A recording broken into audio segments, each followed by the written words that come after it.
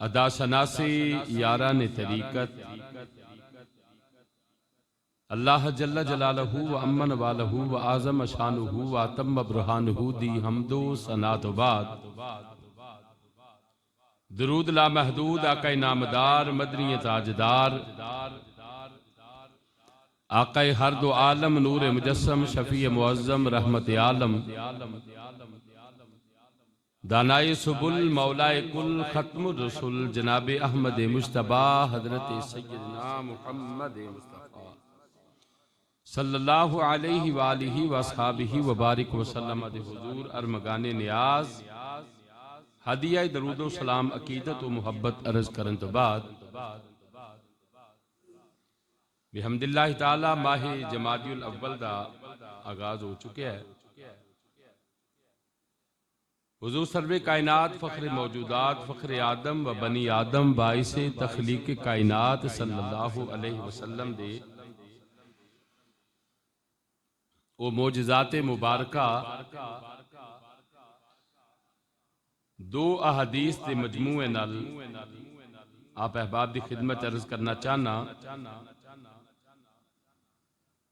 جڑے ایک دا تعلق نبی پاک صلی اللہ علیہ وسلم دے بچپن مبارک نالے اور ایک دا تعلق اعلان نبوت و بعد۔ اس موضوع نو میں حکمن بیان کرنا پیا اور کچھ احباب دا یہ بھی حکم سی کہ والد دی شان دے متعلق بھی میں انشاءاللہ چاند گزارشات او بھی عرض کروں گا۔ کریم اللہ سانو اپنے اور اپنے پیارے محبوب کریم صلی اللہ علیہ وسلم دی صحیح معنی دے اندر اتباع نصیب فرمائے۔ نبی کریم صلی اللہ علیہ وسلم نے جدو آپ دی عمر مبارک بالکل چند سال امام زہبی نے السیر اعلام النبلاء دے اندر اور ایک دو محدثین نے ملا جامی رحمت اللہ علیہ نے اس واقعہ نو نقل کیتا ہے۔ بعض علماء نے اس واقعہ دا انکار بھی کیتا ہے مگر بعض محدثین نے نو بڑی ڈیٹیل نال بیان کیتا ہے اور اس صدی دے مجدد بحر العلوم قبلہ سیدی حضور شیخ الاسلام ڈاکٹر محمد طاہر القادری مدد اللہ العالی نے بھی اس واقعے نو بیان بھی کیتا ہے اور منوان تسلیم بھی فرمایا۔ یہ ساڑھے واسطے ایک حجت دا مکان۔ میری مراد ہندوستان دے رہائشی بابا جی رتن ہندی نے ایک صحابی رسول ہوئے نے محدثین دے نزدیک جڑے اس امت دے سب تو طویل العمر صحابی ہیں۔ بعض نے انہاں دی عمر لکھی ہے 700 سال اور بعض نے انہاں دی عمر لکھی ہے 850 سال کہ اس بر صغیر پاک و ہند دی دھرتی تے کہ ایسا اللہ دا ولی بٹھنڈا شہر ہندوستان دا بٹھنڈا سٹیشن ہے او دے قریب آپ دا مزار ہے۔ انہاں نے اس وقت نبی پاک صلی اللہ علیہ وسلم دی زیارت کی تھی پہلی جدو نبی پاک صلی اللہ علیہ وسلم دی عمر مبارک چند سال سی اور دوسری ملاقات پھر انہاں اس وقت کی تھی بابا جی رتن ہندی رضی اللہ تعالیٰ عنہ نے جدو نبی پاک صلی اللہ علیہ وسلم نے کوہ صفا تے کھڑیاں ہو کے تے آسمانہ دا چند توڑیا توڑ کے تو انہوں اپنے کول بلایا سی پھر واپس دوبارہ بھیجے۔ یہ جڑا واقعہ شک قمر دا جنہوں قرآن نے بھی بڑی ڈیٹیل نال بیان کیتا ہے بلکہ پوری سورت اس نام دے اتے نازل کیتی ہے کہ شک قمر ہو چکے ہے یعنی چاند جڑا ٹوٹنا سی وہ ٹوٹ چکے ہے۔ وانشق القمر، اقتربت الساعۃ وانشق القمر، چاند ٹوٹ چکیا ہے تے قیامت قریب ہے، قیامت دور کوئی نہیں۔ حضرت ابوبکر صدیق رضی اللہ تعالی عنہ آپ اکثر فرماندے ہوندے سن کہ قیامت بڑی قریب ہے۔ سوال پیدا ہوتا ہے صدیاں گزر گئیاں نے، پھر جڑی قریب شے وہ انی کو قریب ہے، کوئی صدیاں بعد بھی نہیں آئی؟ میرے بھائی ایسا نہیں۔ محدثین فرماتے ہیں جس بندے دی موت آ گئی وہ قیامت آ گئی، کیونکہ وہ جزا تے سزا دی شروع ہو جانی۔ لہذا قیامت نو اپنے سر تے سمجھے ہر بندہ، قیامت نو اپنے قریب سمجھے بندہ۔ رہ گئی گل میزان عدل کدوں لگنا ہے، میدان محشر کدوں قائم ہونا ہے، رب تعالیٰ نے اپنی کھلی کچہری کدن لانی ہے، وہ اپنی مرضی ہے، جس دن مرضی ہے، کوئی سوال نہیں کر سکتا۔ مگر قبر دی پہلی ساعت جی بندے نو جزا اور سزا دا چونکہ عمل شروع ہو جانا ہے، لہذا قیامت نو اپنے تو دور کدی نہیں سمجھنا چاہیے، قیامت بالکل سر تے۔ اللہ دے پیارے محبوب صلی اللہ علیہ وسلم دے انہاں ایام دی بات ہے جنہاں ایام دے اندر، جنہاں سالاں دے اندر نبی پاک صلی اللہ علیہ وسلم حضرت سیدہ بی بی حلیمہ پاک دے گھر رہندے سن، قبیلہ بنو سعد یعنی طائف دے اندر۔ نبی کریم صلی اللہ علیہ وسلم کدی کدی تشریف لے جاندے سن سیدہ حلیمہ پاک دے بچیاں دے نال مل کے، نبی پاک صلی اللہ علیہ وسلم اپنے بھائیاں رضائی بھائیاں نال مل کے باہر چلے جاندے سن سیر و تفریح دی صورت واسطے، تو ویسے اپنے بھائیاں نال چلے جاندے سن بکریاں چران دے بہانے کہ چلو سیر و سیاحت ہو جائے گی، یہ انہاں دنوں دی بات ہے۔ تو سیدہ حلیمہ پاک دے زمانے دی گل ہے، بمشکل نبی پاک صلی اللہ علیہ وسلم دی عمر مبارک ظاہری اس وقت 3 سال یا 4 سال دے لگ بھگ ہو گئے۔ تو آپ صلی اللہ علیہ وسلم دے متعلق میں یہ عرض کر چکے ہیں کہ محدثین فرماتے نے نبی پاک صلی اللہ علیہ وسلم دی جڑی جسمانی گروتھ ہے نا، یہ جنی عام بچیاں دی 1 مہینے چندی ہے، نبی پاک صلی اللہ علیہ وسلم دی 1 دن جتنی ہوتی سی، اور جتنی عام بچیاں دی گروتھ 1 سال چندی ہے نا، انہی نبی پاک صلی اللہ علیہ وسلم دی 1 مہینے چندی سی، یعنی بہت جلدی نبی کریم صلی اللہ علیہ وسلم نو رب تعالیٰ نے پروان چڑھایا۔ تو انہاں دنوں دے اندر کم سنی دے عمر مبارک تے بابا رتن ہندی رضی اللہ تعالی عنہ انڈیا تو تجارت دی غرض نال مصر اور سعودی عرب دے علاقیاں دے وچ جاندے سن، شام دے علاقیاں جاندے سن، اور گرم مسالے دا کاروبار سی۔ ایک روایت وچ میں پڑھیا کہ آپ پان دی جڑ دا کاروبار کرتے سن، جنوں سپاری آندے، پان جڑی سپاری پیندی ہے نا، یہ کاروبار سی بابا جی رتن ہندی رحمت اللہ علیہ، اور اے اتھوں لے کے عرب جاندے سن تے عرب چوں کوئی مال لے کے ایتھے آندے سن، اپنے وقت دے تاجر سن مننے پرورنے۔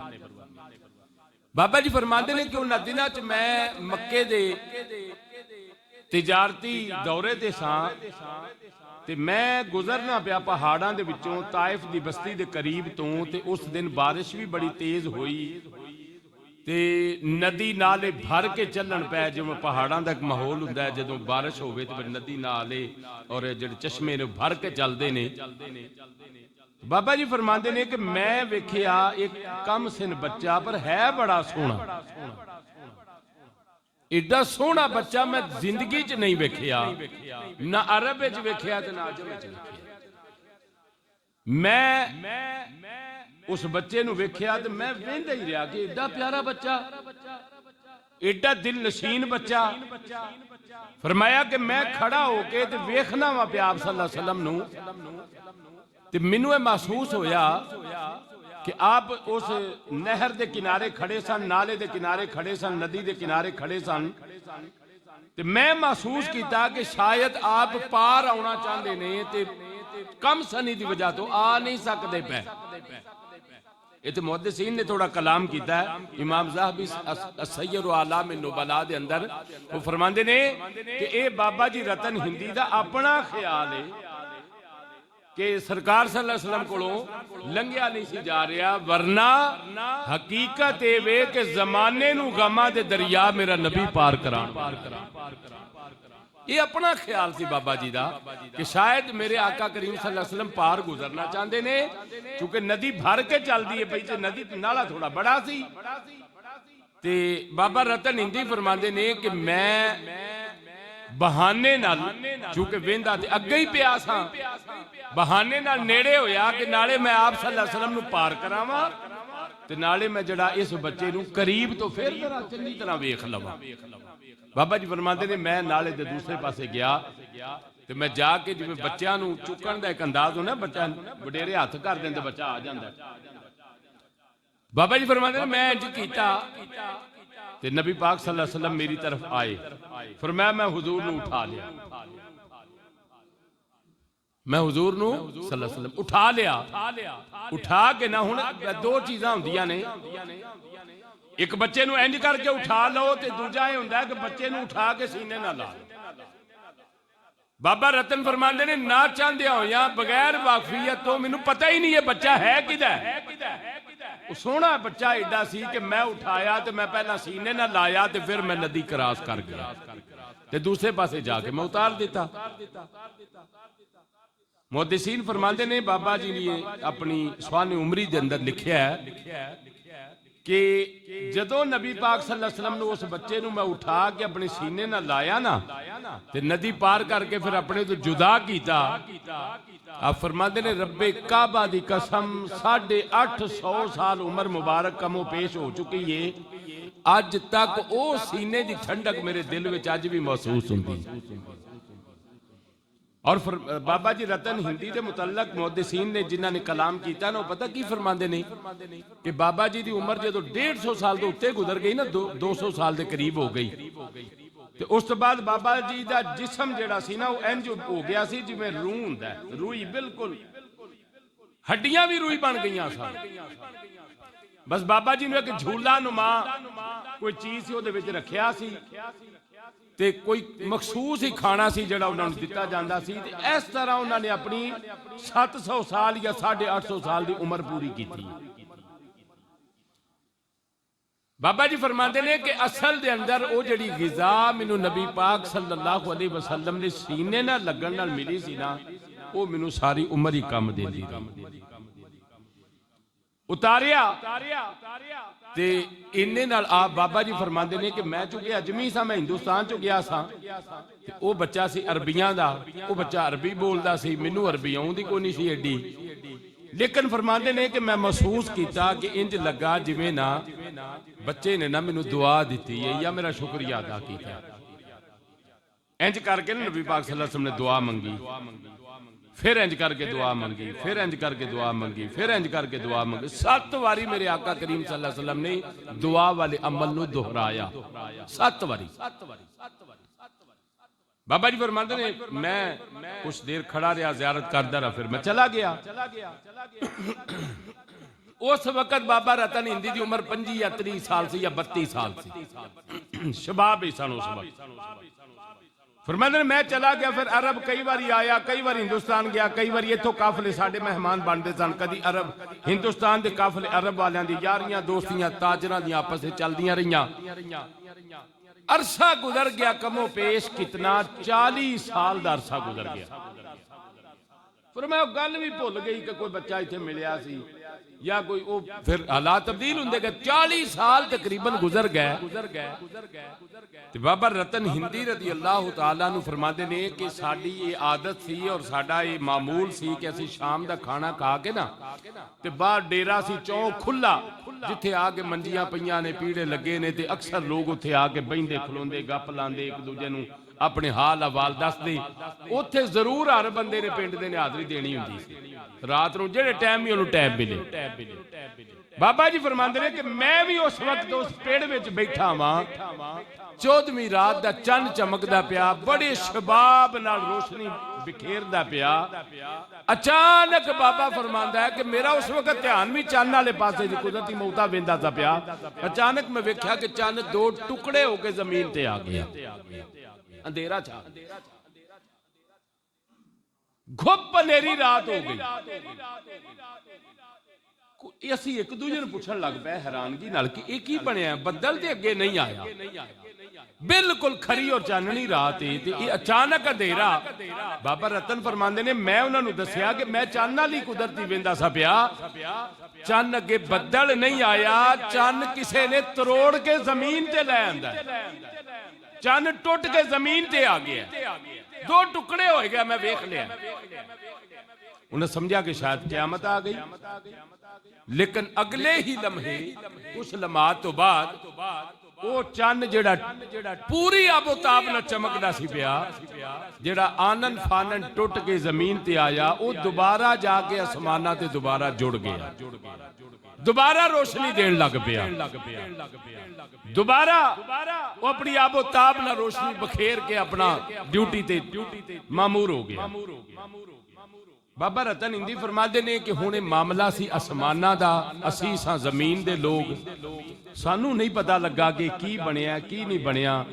ਜਿਸ ਇਲਾਕੇ ਤੋਂ ਸਾਡੇ ਕੋਈ ਯਾਰ ਸੱਜਣ ਤਾਜਰ ਆਉਂਦੇ ਸਨ ਨਾ ਹਿੰਦੁਸਤਾਨ, ਅਸੀਂ ਹਰ ਬੰਦੇ ਨੂੰ ਇਹ ਗੱਲ ਪੁੱਛਦੇ ਸਾਂ ਕਿ ਯਾਰ ਇਹ ਵਾਕਿਆ ਜਿਹੜਾ ਹੋਇਆ ਕੋਈ ਇਹਦੇ ਬਾਰੇ ਕਿਸੇ ਨੂੰ ਪਤਾ ਹੈ ਕਿ ਕੀ ਹੋਇਆ, ਇਹ ਮਾਮਲਾ ਬਣਿਆ ਕੀ? ਉਹ ਜਿਹੜਾ ਆਵੇ ਨਾ ਉਹ ਇੱਕੋ ਹੀ ਗੱਲ ਦੱਸੇ ਕਿ ਅਸਾਂ ਵੀ ਇਹ ਵੇਖਿਆ ਤੇ ਹੈ। ਬਾਜ਼ ਨੇ ਆਖਿਆ ਸੀ ਸੁੱਤੇ ਸਾਂ ਸੁਣਿਆ ਕਿ ਰਾਤੀ ਅਚਾਨਕ ਚੰਨ ਜਿਹੜਾ ਉਹ ਟੁੱਟ ਗਿਆ, ਫਿਰ ਦੁਬਾਰਾ ਜੁੜ ਗਿਆ। ਆਂਦੇ ਨੇ ਕਿ ਇਸੇ ਅਸਨਾਦ ਦੇ ਅੰਦਰ ਇਸੇ ਪਰੇਸ਼ਾਨੀ ਸਾਡੇ ਕਈ ਮਹੀਨੇ ਗੁਜ਼ਰ ਗਏ। ਅਚਾਨਕ ਮੱਕੇ ਤੋਂ ਫਰਮਾਇਆ ਇੱਕ ਮੇਰੇ ਯਾਰਾਂ ਦਾ ਤਿਜਾਰਤ ਦਾ ਕਾਫਲਾ ਅਰਬ ਤੋਂ ਆਇਆ ਹਿੰਦੁਸਤਾਨ ਦੇ ਅੰਦਰ, ਤੇ ਉਹਨਾਂ ਨੇ ਆ ਕੇ ਨਾ ਜੋ ਸਾਡੇ ਕੋਲ ਡੇਰਾ ਲਾਇਆ, ਤੇ ਚੂੰਕਿ ਗੱਲਾਂ ਹੀ ਸਾਡੀਆਂ ਰੋਜ਼ ਅੱਗੇ ਹੀ ਹੁੰਦੀਆਂ ਸਨ, ਅਸਾਂ ਉਹਨਾਂ ਨੂੰ ਵੀ ਪੁੱਛਿਆ ਕਿ ਅਜਮ ਦੇ ਅੰਦਰ ਤੇ ਇਹ ਵਾਕਿਆ ਪੇਸ਼ ਆਇਆ ਹੈ, ਕਿਆ ਅਰਬ ਵਿੱਚ ਵੀ ਇਹ ਵਾਕਿਆ ਪੇਸ਼ ਆਇਆ, ਤੁਹਾਡਾ ਵੀ ਚੰਨ ਟੁੱਟਾ ਤੇ ਸੁਣਿਆ ਵੀ ਇਹ ਵੇ ਕਿ ਚੰਨ ਹੈ ਹੀ ਇੱਕ, ਤੇ ਜੇ ਸਾਡਾ ਟੁੱਟਾ ਤੇ ਤੁਹਾਡਾ ਵੀ ਟੁੱਟਾ ਹੋਵੇਗਾ। ਫਲਾਂ 2-3 ਮਹੀਨੇ ਪਹਿਲਾਂ ਦੀ ਗੱਲ ਹੈ, ਕੋਈ ਵਾਕਿਆ ਤੁਹਾਡੀ ਨਜ਼ਰ ਵਿੱਚ ਇੰਜ ਦਾ ਆਇਆ ਕਿ ਅਚਾਨਕ ਚੰਨ ਚਮਕਦਾ ਚਮਕਦਾ ਟੁੱਟ ਕੇ ਦੋ ਟੁਕੜੇ ਹੋ ਕੇ ਜ਼ਮੀਨ ਤੇ ਆਇਆ, ਤੇ ਫਿਰ ਦੁਬਾਰਾ ਜਾ ਕੇ ਜੁੜ ਗਿਆ। ਹੁਣ ਉਹ ਜਿਹੜੇ ਅਰਬ ਚੋਂ ਲੋਕ ਆਏ ਸਨ ਨਾ ਮੱਕੇ ਚੋਂ, ਉਹਨਾਂ ਬਾਬਾ ਜੀ ਰਤਨ ਹਿੰਦੀ ਰਜ਼ੀ ਅੱਲਾਹੁ ਤਾਲਾ ਅਨਹੂ ਨੂੰ ਆਖਿਆ, ਬਾਬਾ ਜੀ ਪਰੇਸ਼ਾਨ ਹੋਣ ਦੀ ਲੋੜ ਕੋਈ ਨਹੀਂ, ਤੁਸਾਂ ਤੇ ਸਿਰਫ ਚੰਨ ਟੁੱਟਦਾ ਵੇਖਿਆ ਨਾ, ਤੇ ਅਸਾਂ ਚੰਨ ਤਰੋੜਨ ਵਾਲਾ ਵੀ ਵੇਖਿਆ। ਅਸੀਂ ਤੇ ਉਸ ਬੰਦੇ ਨੂੰ ਵੀ ਜਾਣਦੇ ਆ ਜਿਹਨੇ ਚੰਨ ਨੂੰ ਤੋੜਿਆ, ਤੇ ਨਾ ਸਿਰਫ ਤੋੜਿਆ ਬਲਕਿ ਦੁਬਾਰਾ ਜੋੜਿਆ ਵੀ ਹੈ। ਬਾਬਾ ਰਤਨ ਹਿੰਦੀ ਫਰਮਾਉਂਦੇ ਨੇ ਅੱਧਾ ਮਸਲਾ ਸਾਡਾ ਹੱਲ ਹੋ ਗਿਆ ਕਿ ਅੱਛਾ ਇਹਦਾ ਮਤਲਬ ਹੈ ਕਿ ਇਹ ਕੰਮ ਵਾਕਿਆ ਹੀ ਹੋਇਆ, ਤੇ ਹੋਇਆ ਅਰਬ ਦੀ ਸਰਜ਼ਮੀਨ ਤੇ ਵੀ। ਬਾਬਾ ਰਤਨ ਫਰਮਾਨ ਲੱਗੇ ਕਿ ਫਿਰ ਮੈਂ ਤਜੱਸੁਸ ਨਾਲ ਉਹਨਾਂ ਨੂੰ ਪੁੱਛਿਆ ਕਿ ਚੰਨ ਦਾ ਤਾਲੁਕ ਤੇ ਅਸਮਾਨ ਨਾਲ ਹੈ, ਚੰਨ ਦੇ ਨਿਜ਼ਾਮ ਦਾ ਤਾਲੁਕ ਤੇ ਖੁਦਾ ਨਾਲ ਹੈ, ਤੁਸੀਂ ਉਹ ਕਿਹੜਾ ਬੰਦਾ ਵੇਖ ਲਿਆ ਜਿਹਨੇ ਚੰਨ ਨੂੰ ਤੋੜਿਆ? ਉਹਨਾਂ ਕਿਹਾ ਜਿਸ ਖੁਦਾ ਨਾਲ ਤੂੰ ਚੰਨ ਦਾ ਤਾਲੁਕ ਸਮਝਣਾ ਨਾ, ਉਸ ਰੱਬ ਦਾ ਹਬੀਬ ਸਾਡੇ ਮੱਕੇ 'ਚ, ਉਸ ਰੱਬ ਦਾ ਮਹਿਬੂਬ ਸਾਡੇ ਮੱਕੇ 'ਚ ਰਹਿੰਦਾ ਹੈ, ਉਹਨਾਂ ਨਬੂਵਤ ਦਾ ਐਲਾਨ ਕੀਤਾ, ਨਾ ਹੀ ਉਹਨਾਂ ਦਾ ਮੁਹੰਮਦ ਸੱਲੱਲਾਹੁ ਅਲੈਹਿ ਵਾਲਿhi ਵਬਾਰਿਕ ਵਸੱਲਮ। ਬਾਬਾ ਰਤਨ ਫਰਮਾਉਂਦੇ ਨੇ ਉਹ ਜਿਹੜੀ ਬਚਪਨ ਵਾਲੀ ਗੱਲ ਸੀ ਤੇ ਉਦੋਂ ਜੀ ਭੁੱਲ ਗਈ, ਕੀ ਪਤਾ ਹੁਣ ਕਿੰਨੇ ਤੋੜਿਆ। ਬਾਬਾ ਰਤਨ ਆਂਦਾ ਅਸਾਂ ਕਿਹਾ ਲੈ ਵੀ ਹੁਣ ਜ਼ਿੰਦਗੀ ਰਹੀ ਨਾ, ਜਿੱਦਣ ਅਸੀਂ ਮੱਕੇ ਆਇਆ ਸਾਂ ਉਸ ਬੰਦੇ ਨੂੰ ਮਿਲ ਕੇ ਆਉਣਾ। ਤੇ ਇਹਦੀ ਤਫਸੀਲ ਉਹਨਾਂ ਇਹ ਦੱਸੀ ਕਿ ਯਮਨ ਦਾ ਇੱਕ ਬੰਦਾ ਸੀ, ਬਹੁਤ ਬੜਾ ਜਾਦੂਗਰ, ਯਮਨ ਦਾ ਰਾਸ਼ੀ ਸੀ। ਅਬੂ ਜਹਲ ਨੇ ਉਹਨੂੰ ਹਾਇਰ ਕੀਤਾ ਸੀ, ਅਬੂ ਜਹਲ ਨੇ ਉਹਨੂੰ ਬੁਲਾਇਆ ਸੀ, ਉਹਨੂੰ ਮਾਲ ਦੇ ਦਿੱਤਾ ਸੀ। ਉਹਨੇ ਕਿਹਾ ਸੀ ਕਿ ਤੂੰ ਬਹੁਤ ਬੜਾ ਇਸ ਵਕਤ ਦਾ ਜਾਦੂਗਰ ਹੈ ਅਰਬ ਦਾ, ਯਮਨ ਦਾ, ਸਾਡੇ ਮੱਕੇ 'ਚ ਇੱਕ ਜਾਦੂਗਰ ਆਇਆ ਤੇ ਆ ਕੇ ਤੂੰ ਉਹਦਾ ਮੁਕਾਬਲਾ ਕਰ। ਉਹਦਾ ਨਾਂ ਸੀ ਹਬੀਬ ਯਮਨੀ, ਸੁਣਿਆ ਨਾ ਨਾਮ ਉਹਨਾਂ ਨੇ? ਉਸ ਵਕਤ ਦੇ ਬਹੁਤ ਬੜੇ ਜਾਦੂਗਰ ਸਨ। ਅਬੂ ਜਹਲ ਨੇ ਇਹਨਾਂ ਨੂੰ ਹਾਇਰ ਕੀਤਾ ਸੀ। کہ آؤ ذرا تانوں جو تہاڈی فیس ہے تانوں دینے آ مناظرہ تے کرو انہاں نال۔ بھی معاذ اللہ بہت بڑے جادوگر نے، کیونکہ مکے دے مشرک کافر آپ نو جادوگر ہی سمجھدے سن۔ اور وہ جادوگر پتہ کیوں سمجھدے سن؟ وہ آندے سن جیڑا انہاں دے متھے لگدا وہ ساڈے والا نہیں رہندا۔ جنی دیر تکر بار بار گلاں کردا ہے نا اونی دیر ساڈا ہی ہے۔ انہاں دے متھے جیڑا لگ جاندا ہے وہ پھر ساڈے والا بھائی وہ انہاں دی ہو جاندا ہے۔ وہ حبیب یمنی نو بلایا۔ یہ واقعہ مکے دا تاجر سنا رہا بابا رتن ہندی نو بٹھنڈا شہر انڈیا دے اندر بیٹھ آندا کہ وہ حبیب یمنی آیا تے ابو جہل نے انہوں دو گلاں کیتیاں۔ انہاں کہا گل اے فیس تو جنی آکھیں گا اسی دیاں گے، جنی تیرا دل کیتا تو اونی لے۔ گلاں دو نے، مناظرہ تو او دے نال کرنا ہے، پر ساڈی کوشش اے وے تو او دے متھے نہ لگ، دور رہ کے مناظرہ کرو۔ نے کہ کیویں ہو سکدا میں متھے بھی نہ لگا تے مناظرہ کراں؟ مناظرے واسطے تے فیس ٹو فیس بیٹھنا ضروری ہے، کول ہونا ضروری ہے۔ جا انہاں دے کول جائیے یا انہاں نو آپ بلائیے۔ ابو جہل اس گل تو پیڑا پوے، اونوں اس گل دا پتہ سی بھاویں جدا مرضی بڑا جادوگر ہے، جے متھے لگ گیا تے پھر ساڈے کام دا نہیں رہنا۔ جے متھے لگ گیا تو پھر ساڈے کام دا۔ بہرحال مختصر انہوں نے کہا جو حبیب یمنی نے جادوگر نے آکھا، انہوں نے کہا تسی فکر نہ کرو، میرے تے کسی شے دا اثر نہیں ہوندا، میں اپنے آپ نو کی لیا ہے، میں کڑے دے وچ پورا، مینوں کوئی ٹینشن نہیں، تسی اپنی فکر کرو، مینوں جان دو نہ سامنے۔ خیر حبیب یمنی آیا، انہیں آ کے دو گلاں نبی پاک صلی اللہ علیہ وسلم دے سامنے رکھیاں۔ پہلی انہوں نے کہا جے تے تو جادوگر ہے تو پھر تیرا جادو زمین تے چل سکتا ہے، آسمان تے نہیں چل سکتا۔ تے آپ نے فرمایا تو آسمان تو میرے کول کی کرانا چاہنا ہے؟ کہنے لگا جڑا چاند چمکدا ہے تروڑ کے لے بکھاؤ، تروڑ کے بکھاؤ۔ تو فرمایا دوجی تیری کی فرمائش ہے، کی تیری ریکوائرمنٹ ہے دوجی؟ انہوں نے کہا جی دوجی جے تے ایک پوری کر لئی تو پھر دوجی آپ ہی بجھو میں کی چاہنا۔ یہ دا مطلب ہے جڑے اس وقت دے کافر مشرک جادوگر لوگ سن نا، عقیدہ انہاں دا بھی یہی سی کہ جے نبی سچا ہے نا پھر دلاں دیاں گلاں نو جاندا ہے، جے نبی سچا ہویا پھر دلاں دیاں گلاں جاندا ہے۔ انہاں کہا جی بابا جی انہیں پہلا سوال کیتا تے آپ نے فرمایا حبیب یمنی تیرے دوویں کام ہی پورے ہو جان، اے دس جے دوویں پورے کراں تے تو کی کریں گا؟ انہیں کہا جی میں تہاڈا کلمہ پڑھ جانا۔ فرمایا ٹھیک ہے۔ آپ صلی اللہ علیہ وسلم نے کوہ صفا پہاڑی ہے مکے دے اندر، او دے اتے آپ کھڑے ہو گئے، دوالے منن والے بھی تے نہ منن والے سارے تماشائی جڑ گئے۔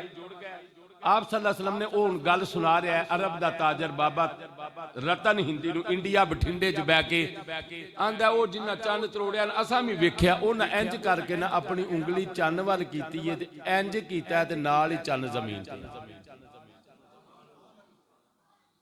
بابا رتن ہندی آندا ہے کیسی جویں جویں گلاں سنیے اوویں میں حضور دی محبت ساڈے دلاں وچ پیدا ہو، جویں جویں گلاں سنیے اوویں اوویں محبت پیدا ہوے۔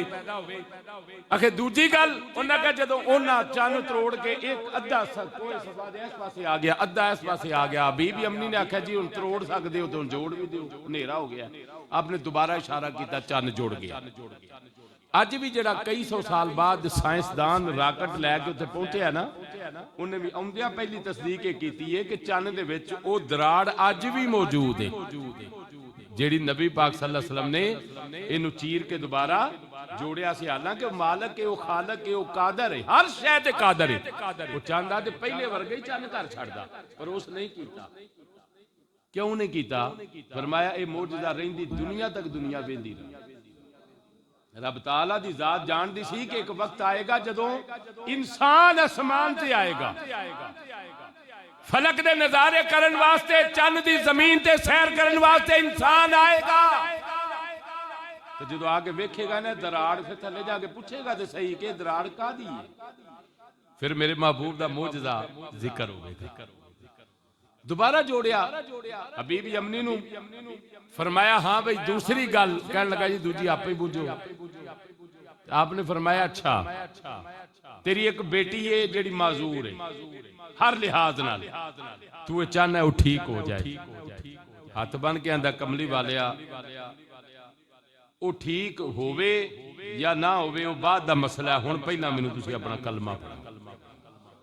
ਇਹ ਚੰਨ ਦਾ ਮੌਜਜ਼ਾ ਵੇਖ ਕੇ ਹਬੀਬ ਯਮਨੀ ਜਾਦੂਗਰ ਨੇ ਕਲਮਾ ਪੜ੍ਹ ਕੇ ਮੇਰੇ ਨਬੀ ਦਾ ਗੁਲਾਮ ਬਣ ਗਿਆ। ਉਹਦੀ ਬੇਟੀ ਫਿਰ ਠੀਕ ਹੋ ਗਈ। ਉਹ ਵੀ ਥੋੜਾ ਜਿਹਾ ਮੈਂ ਅਰਜ਼ ਕਰ ਦਿਆਂ ਤਾਂ ਕਿ ਥੋੜਾ ਜ਼ੌਕ ਲੈ ਲਈਏ। ਹਬੀਬ ਯਮਨੀ ਆਂਦਾ ਮੈਂ ਕਲਮਾ ਪੜ੍ਹ ਕੇ ਮੱਕੇ ਚੋਂ ਨਿਕਲਿਆ ਯਮਨ ਵਾਸਤੇ, ਤੇ ਮੈਂ ਜਾਂਦਿਆਂ ਸਿਰਫ ਇੰਨੀ ਅਰਜ਼ ਕੀਤੀ, ਹੁਜ਼ੂਰ ਟਾਈਮ ਕਿੰਨਾ ਲੱਗੇਗਾ ਮੇਰੀ ਬੇਟੀ ਦੇ ਠੀਕ ਹੋਣੇ ਚ?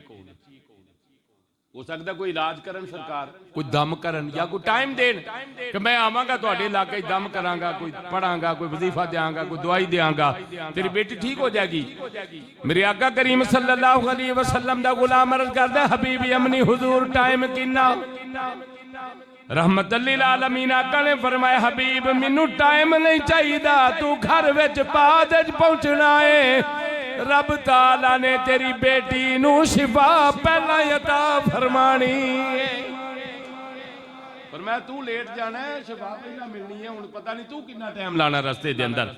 हबीब यमनी फरमाते ने मैं आया ना घर, ਤੇ ਮੈਂ ਆ ਕੇ ਦਰਵਾਜ਼ਾ ਖੜਕਾਇਆ, ਤੇ ਉਹ ਜਿਹੜੀ ਮੇਰੀ ਬੇਟੀ ਜਿਹੜੀ ਅੱਖਾਂ ਤੋਂ, ਕੰਨਾਂ ਤੋਂ, ਲੱਤਾਂ ਤੋਂ, ਬਾਹਾਂ ਤੋਂ ਬਸ ਇੱਕ ਗੋਸ਼ਤ ਦਾ ਲੋਥੜਾ ਸੀ, ਜ਼ਿੰਦਾ ਚੱਲ ਫਿਰ ਨਹੀਂ ਸਕਦੀ, ਵੇਖ ਨਹੀਂ ਸਕਦੀ, ਪਕੜ ਨਹੀਂ ਸਕਦੀ। ਹਬੀਬ ਯਮਨੀ ਫਰਮਾਉਂਦੇ ਨੇ ਮੈਂ ਆ ਕੇ ਘਰ ਦਾ ਦਰਵਾਜ਼ਾ ਖੜਕਾਇਆ, ਮੈਂ ਹੈਰਾਨ ਹੋ ਗਿਆ। ਉਹ ਜਿਹੜੀ ਮੇਰੀ ਬੇਟੀ ਹਰ ਕਿਸਮ ਦੀ ਮਾਜ਼ੂਰ ਹੈ, आके दरवाजा खोल दिए, अपने बाबा नू सलाम पई आंदी।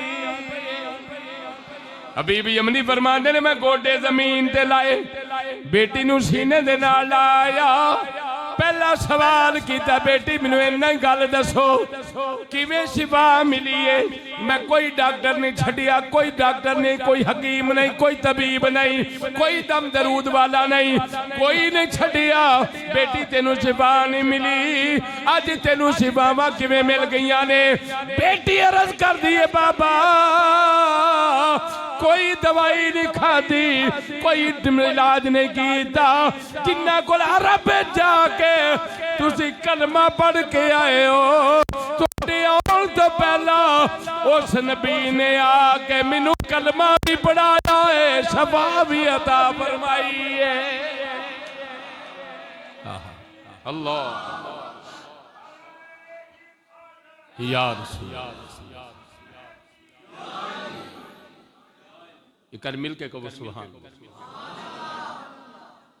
ये बात मुसल्लम ते मुसद्दक के बेलियो, इनू कदी भुलिया जे ना। मेरा नबी दिल विच आउण वाली गल नू जानदा है। मेरा नबी हबीब यमनी दी बीमार बेटी दे हालात नू जानदा है, ते अज बैठे जिक्र करदे ते सुनदे अपने गुलामां नू भी मेरा नबी जानदा है। अज भी तेरा मेरा नाम हुजूर दी बारगाह च पुकारिया जांदा, सोना फलां बिन फलां दा दुरूद आया जी, हुजूर फलां बिन फलां दा सलाम आया जी। और सारी गलबात बाबा रतन हिंदी ने जदों सुन लई ना, दिल विच शौके दीदार पैदा हो गया कि मौला जल्दी हो वक्त आवे, मैं भी हो जाके बंदा वेखां जिन्हें ऐसा कमाल मोजदा विखाया कि आसमाना दा चन्न तोड़ भी दिता है ते दोबारा जोड़ भी दिता है। बाबा फरमाते ने, बाबा जी रतन हिंदी फरमाते ने, काफिला उत्तर ताजर वापस चले गए, फिर असां जल्दी तैयारी की कि असां अरब जाना है। जदों असीं अरब आए ना मक्के दे अंदर, ते उदों नबी पाक सल्लल्लाहु अलैहि वसल्लम हिजरत करके मदीना शरीफ जा चुके सी। बाबा रतन हिंदी आंदा कि असां अपना समान एक जगह ते लाया, असां के तजारत दी मंडी बाद जांगे, पहला उस महबूब नूं ते मिल के आईए जिन्हें चन्न तोड़िया भी है ते नाल जोड़िया भी। फरमाते ने असा पूछया लोगों को जेडे अपने उत्थे मिलने वाले सन, उन्होंने पूछया कि यारो उस बंदे नाल मुलाकात कराओ जिन्हें चन्न तोड़िया सी। उन्हें कहा जी वो हुण नहीं हो सकती। उन्हें क्यों क्यों उन्हें कहा तो साडा शहर छड्ड के ते मदीने टुर गए ने। बाबा रतन हिंदी आंदा है कि मैं अपने माल की भी परवाह नहीं की, मेरे यारां ने आख्या, उन्हें क्या कारोबार कर लीए, कोई पैसा तेला इकट्ठा कर लीए, जेडे काम आए हैं बाद जांदे मदीने में हो जाएंगे। उन्हें क्या कारोबार सारा इत्थे ही रवे, कोई मुनाफा आउंदा आवे नहीं आउंदा ना आवे, मैं बहाने नाल आया तिजारत दे। असल विच मैं उस महबूब नूं वेखना चाहना जिन्हें आसमाना दा चन्न तोड़िया भी है ते तोड़ के फिर जोड़िया भी। बाबा रतन मदीने शरीफ चले। अच्छा हुण गल बड़ी सुनने वाली, नबी पाक सल्लल्लाहु अलैहि वसल्लम अपने गुलामां दे नाल मस्जिद नबी दे सीने च खलोते ते रतन हिंदी अंदर आए। دوروں ویکھ کے نا نبی پاک صلی اللہ علیہ وسلم نے، میں دوبارہ کتاب دا نام لینا چاہنا، سید اعلیٰ من نبلاء امام ذہبی رحمت اللہ علیہ تے ملا جامی دا نام جان دے ہو، جنہاں نو نبی پاک صلی اللہ علیہ وسلم نے فرمایا سی انہوں میرے روزے تے نہ ہون دے، جے آ گیا جڈا درد لے کے آوندا پیا سانو باہر آنا پینا ہے، لاجپال فرماندے نے سانو باہر آ کے ملنا پینا اینو نہ ہون دیو، بڑے درد نال بڑے سوز نال بڑے ساز نال لگا ہوندا ہے۔ یہ مولا عبد الرحمان جامی رحمت اللہ علیہ نے بھی یہ واقعہ نقل کیتا ہے، فرماندے نے مسجد نبی دا ماحول، بابا رتن اولی اولی ٹردا قریب آیا، اندر اللہ دی عزت دی قسم ہے مینوں لوڑ کوئی نہیں پئی کہ میں پوچھاں انہاں دے وچوں حضور کیڑے نے، فرمایا میں ویکھیا میرے محبوب دا قد مبارک درمیانہ ہے، مگر جدوں میرے نبی لوکاں وچ کھڑے ہوندے سن یا بیٹھے ہوندے سن، میرے نبی دا قد سارا نالوں اونچا نظر آوندا سی۔ حضور صلی اللہ علیہ وسلم دا قد مبارک درمیانہ سی، میانہ قد، بہت لمبے بھی نہیں سن اور بہت چھوٹے بھی نہیں سن، درمیانہ میانہ قد سی۔ عرب وچ بڑے بڑے دراز قد لوگ بھی ہوندے سن، مگر یہ میرے نبی دا معجزہ مبارک ہے، جدوں لوگاں کھلوندے سن لمیاں وچ بھی تے حضور انہاں نال بھی اونچے نظر آوندے سن، حضور انہاں نالوں بھی اونچے نظر آوندے سن۔ اچھا میں نبی پاک صلی اللہ علیہ وسلم دے ایک سید دا ذکر کرنا چاہنا، انہاں دا نام لینا چاہنا، جنہ دے میں طریقت نال بھی جنہ دے دستے بیعت بھی ہیں، پیر سید محمد باقر علی شاہ صاحب حضرت کیلیاں والے شریف والے جڑے بزرگ نے نا، اللہ پاک انہاں دے مزار پر انوار دے بڑیاں برکتاں فرمائے۔ میں ویکھیا انہاں سید جتھے کھلوتا ہوندا سی نا، جننے لوگ بھی ہوندے سن انہاں چوں اونچے دستے سن، اے میں اپنی اکھی ویندا جے بیٹھے ہوندے سن مجلس وچ تے جننے بھی لوگ بیٹھے نے نا تے سید دا سر اونچا نظر آوندا سی۔ میں چونکہ مسئلہ پڑھیا بھی سی تے پھر میں نو ویکھ کے نا کیری بھی کردا رہا، سوچدا بھی رہا، میں کہ یار کیا بات ہے، سرکار دا معجزہ حضور دی اولاد وچ بھی نظر آوندا ہے، جنہاں دے پتر نہیں لوکاں وچ بیٹھے رلدے، انہاں دا نانا کدوں لوکاں وچ بیٹھا رلدا ہوندا ہے۔ اللہ بلکہ میرا تے ذوق سلیم آندا، میں ادوں بھی اگلی گل کراں، حضور نے کی رلنا سی لوکاں وچ جڑے حضور دے نال جڑ گئے وہ لوکاں وچ نہیں رلدے۔ جے ذوق ہے تے ایک شعر نہ پڑھیے، سبحان اللہ اونچی آکھنی پینی آکھ لو گے۔ میرا تے ذوق یقین آندا، ذوق سلیم آندا، سونے دے در دے ذرے بدروہی لال بن گئے، قدمانو چم کے روڑے ہیرے تے لال بن گئے۔ مل کے میرے نال تسی بھی پڑھو گے، سونے دے در دے ذرے۔ اوئے ہوئے ہوئے ہوئے، اچھا گل سنو، حضور دی نعت پڑھیا کوئی نہ کوئی فائدہ ہوگا انشاءاللہ۔ میں ایک چیز اور دساں، جڑا میرے نبی دی نعت پڑھے گا رب دے رزق نو وسیع فرمائے۔ میرا مشاہدہ ہے جڑا میرے حضور دی نعت پڑھے گا رب انہوں زمانے دیا غلامیاں تو آزاد فرما دے۔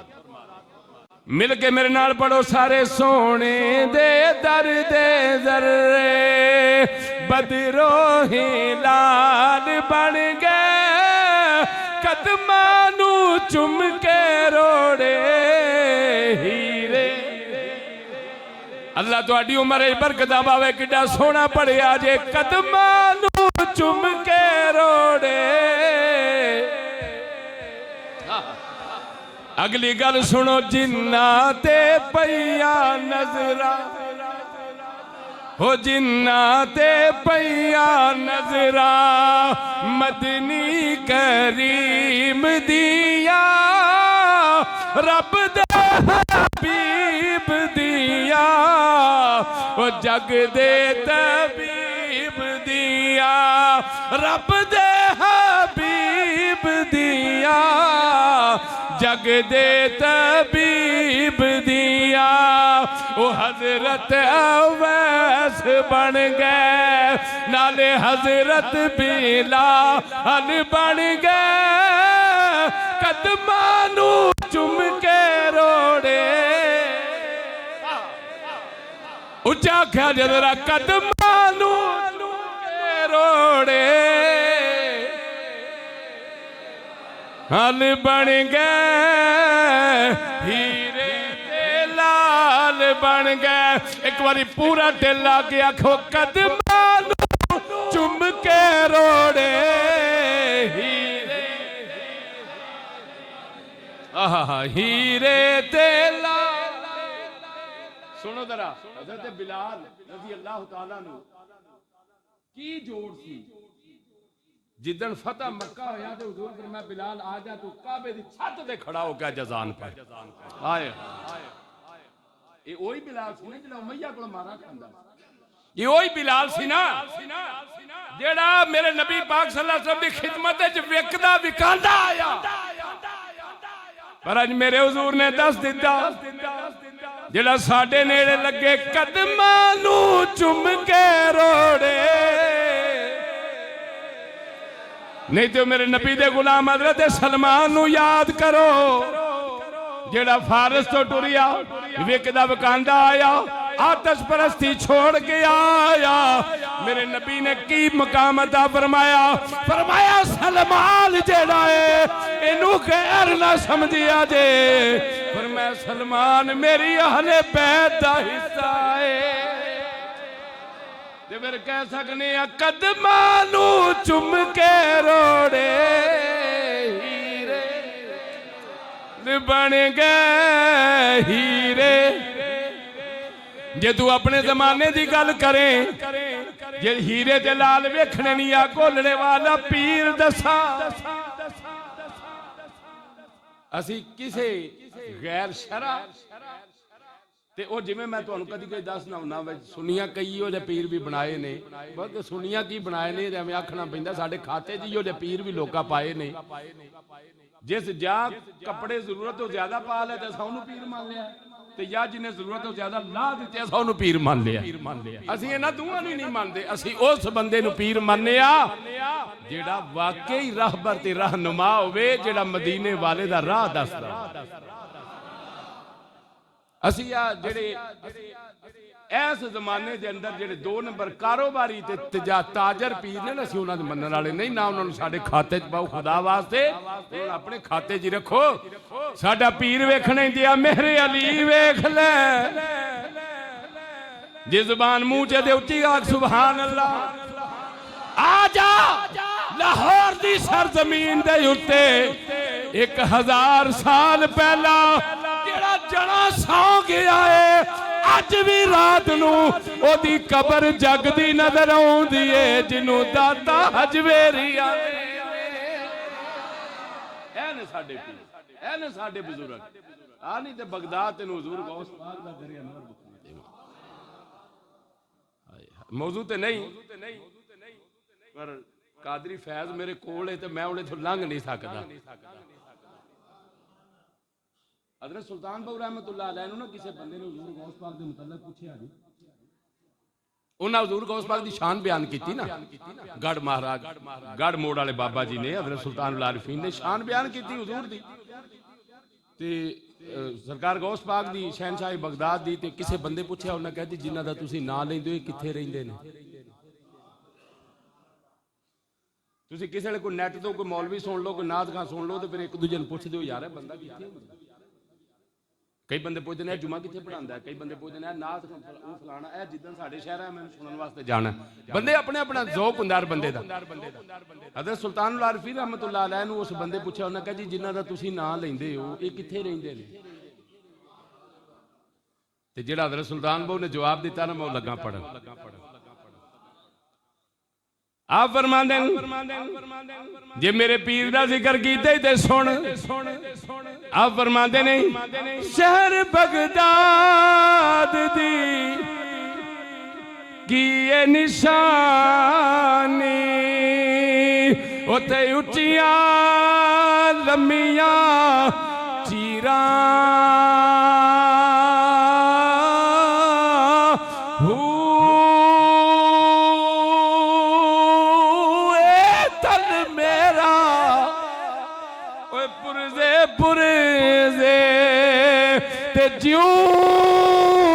درزی لیرا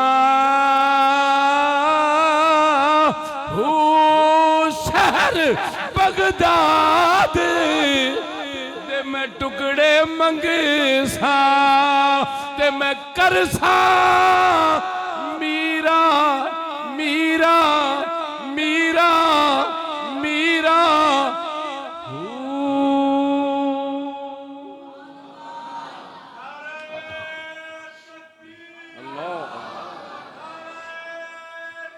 اچھا بولو اندرا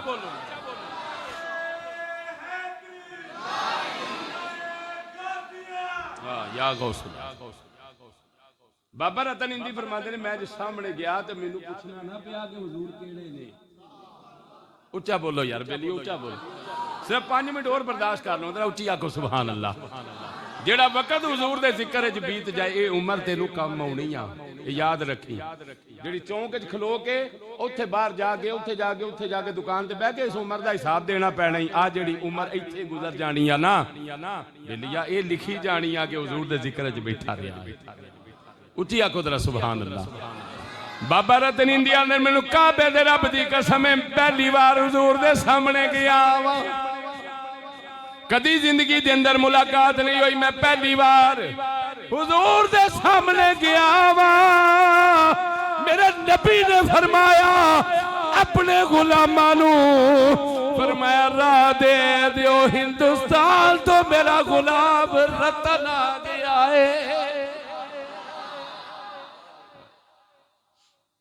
خدا کرے کدی انجو اسی حضور دی بارگاہ جائیے تو حضور فرمان میرا غلام ہے بابا رتن آندہ منو نے یاد کدی ملاقات ہوئی ہے پر میرے حضور نے منو بیندیاں فرما دیتا غلاموں راہ دے دے وہ میرا غلام رتن ہندوستان جو آیا ہے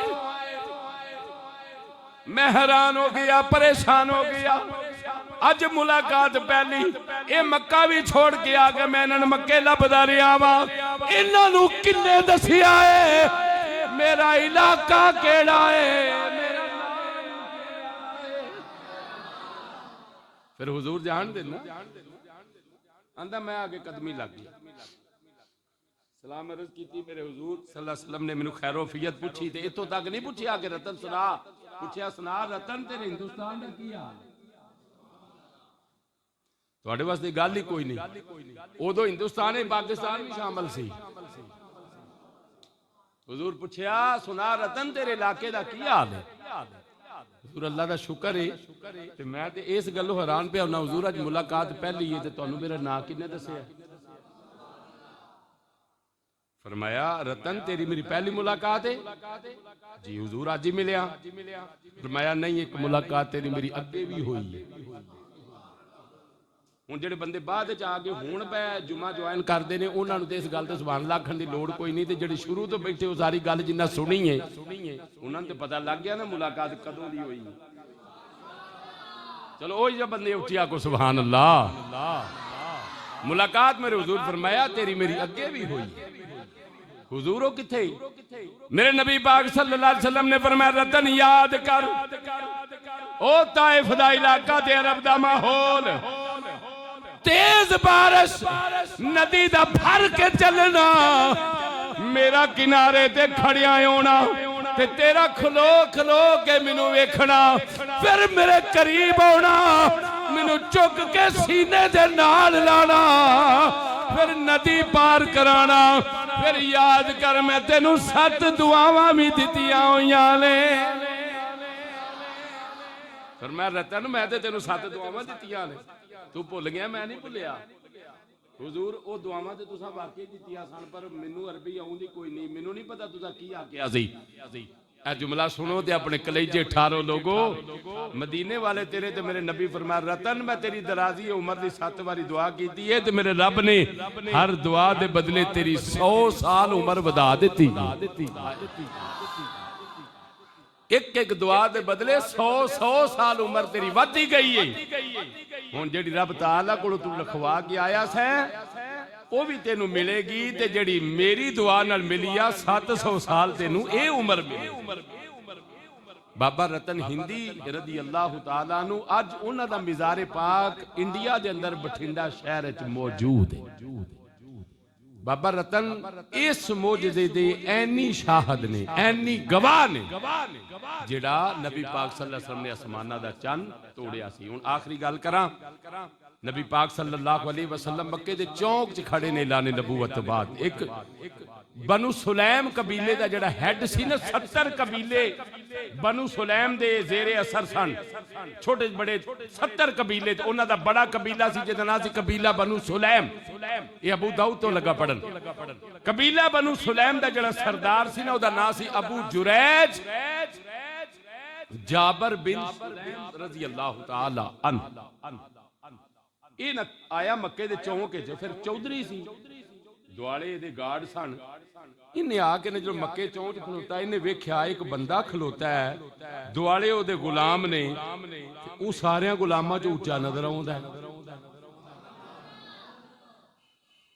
سارے غلاماں جو اونچا نظر آوندا ہے، منفرد نظر آوندا ہے، سونا نظر آوندا ہے۔ ویندا رہیا کھلو کے، ماحول ویندا رہیا، سوچدا رہیا چودھری بھی تے اسیں بھی ہیں ماں، غلام کامے نوکر ساڈے بھی ہیں، پر بھائی انج دے نہیں، جویں دے غلام انہاں دے نا بھائی ساڈے انج دے نہیں۔ نیڑے ہو کے پوچھدا یہ کون نے؟ ابو داؤد پڑھنا، نیڑے ہو کے آندا یہ کون نے؟ جواب آیا ھذا رسول اللہ،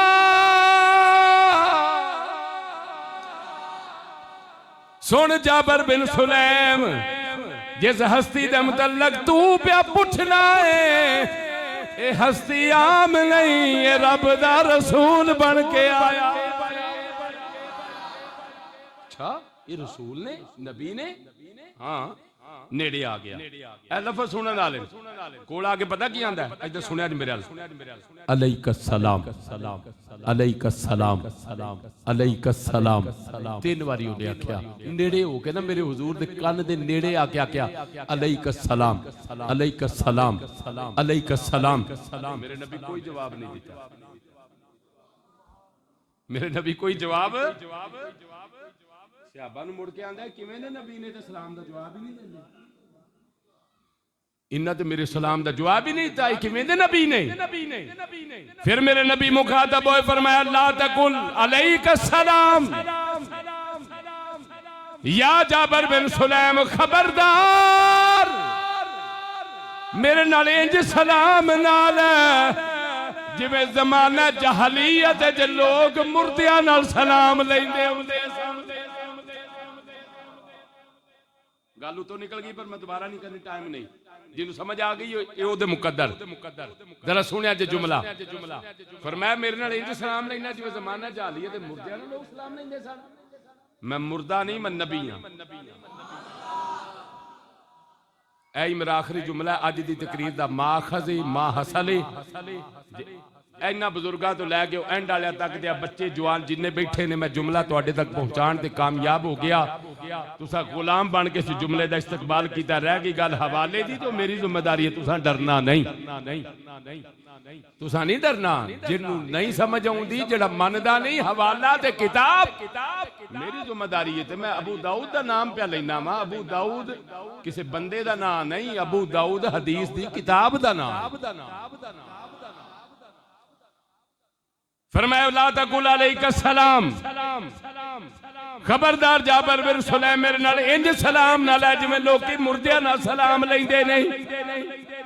لا تقل علیک السلام، نہ میں انج سلام دا جواب نہیں دیندا۔ نیڑے ہو کے آندا حضور پھر تواڈے نال جے سلام لینی ہو تے کیویں لئیے؟ اے ہی میری تقریر ساری دا ماخذ ہی، اے دا استقبال کرنا ہی، غلام بن کے حضور دا کرنا ہی۔ میرا جملہ تیری داد دا محتاج نہیں، حدیث دے نا تے جڑا سبحان اللہ کھے گا اس بندے دے رب درجے بلند کرے گا، او دے ماں باپ دی رب تعالیٰ بخشش فرمائے، میں دعا پہ کرنا۔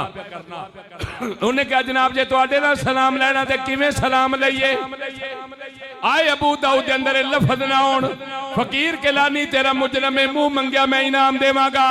میرے نبی نے فرمایا جابر بن سلیم تے میرے لئے سلام لے لئی، تے پھر کھلو کے آگ السلام السلام علیکہ یا رسول اللہ۔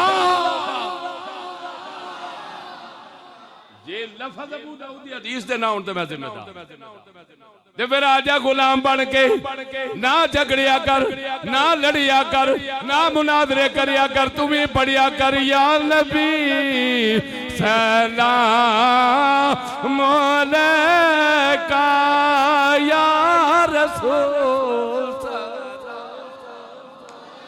ہے کا یا حبیب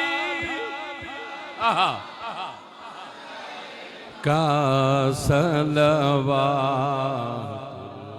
وما علیہ الا